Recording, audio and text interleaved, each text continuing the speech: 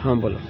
अभी ये समान शिक्षा मिशन के नेतृत्व में आप गोवर्धन तहसील पे ये धरना दे रहे हो, 1 दिवसीय धरना में। इसमें कई सारी मांगे हैं इस देश का, गरीब मजदूर किसान जो भी, क्या उनको शिक्षा मिल नहीं रही है?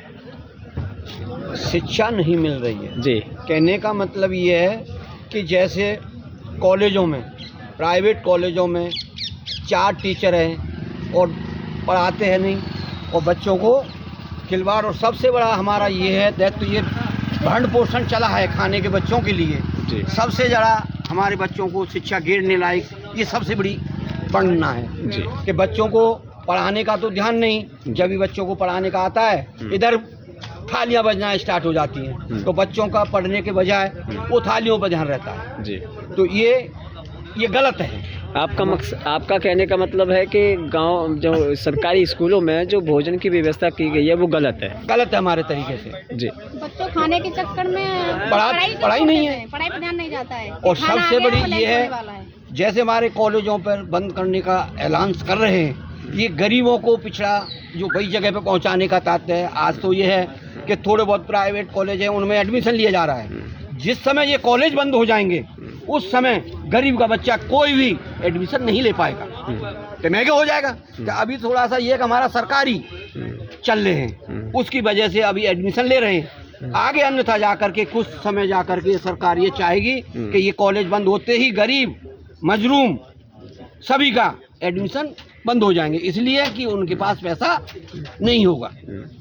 तो लिहाजा हमारा तो ये है कि ये हमारी शिक्षा समान होनी चाहिए, चाहे किसी गरीब का हो या डीएम का हो या पीएम का हो, सबको शिक्षा एक समान। जिस जगह डीएम का बच्चा पढ़े वहाँ हमारा गरीब मजलूम का बच्चा पढ़ेगा, तो डीएम वाला कम से कम कॉलेजों पे वो तो रखेगा कि मेरा बच्चा जा रहा है वहाँ।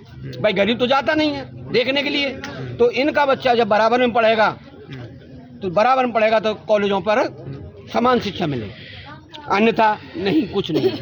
चलो। और एक बात और कहना चाहती हूँ कि सरकारी स्कूलों में जो टीचर हैं, मैं तो ये कहना चाहती हूँ कि सरकारी स्कूलों में भी कार्रवाई होनी चाहिए, क्योंकि सरकारी स्कूल के जो टीचर हैं वो क्या है ना, बच्चों पर हवा करवाती हैं और नहीं तो चाय बनवाती हैं। हमने कई वीडियो देखा है और कहीं जाकर भी देखा है हमने जगह जगह पर कि टीचर ऐसी हैं, बैठी हैं, बैठ करके बच्चे बैठे एक जगह और बैठी हैं एक जगह, उनकी पंचायत पे सब पे लड़ा रही हैं।